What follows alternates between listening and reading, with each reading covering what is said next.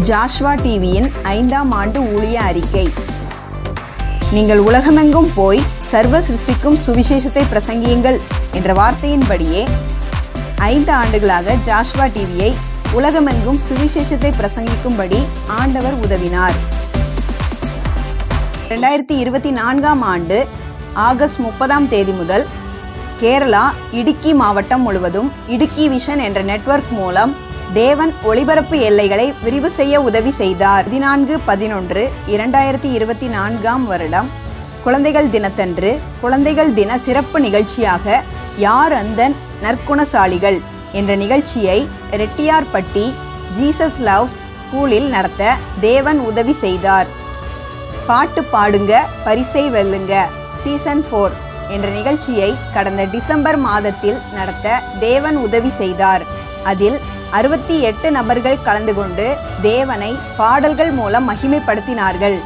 முதல் 3 சிறந்த பாடகர்களுக்கு பரிசு வழங்கப்பட்டது.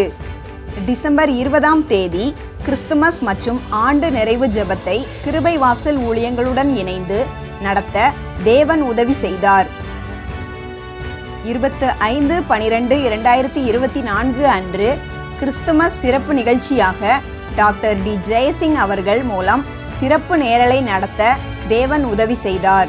2025ஆம் ஆண்டு லெந்து நாட்கள் காலங்களில் 44 நாட்களும் ஒவ்வொரு நாளும் ஒவ்வொரு ஊழியர்களை கொண்டு சிலுவை தியான நேரம் என்ற நிகழ்ச்சியை நடத்த தேவன் உதவி செய்தார். 18/4/2025 புனித வெள்ளி அன்று சிலுவையில் இயேசு சொன்ன 7 வார்த்தைகளை 7 ஊழியர்களை கொண்டு தேவ வார்த்தையை ஒளிப்பதிவு செய்து ஒளிபரப்ப தேவன் உதவி செய்தார்.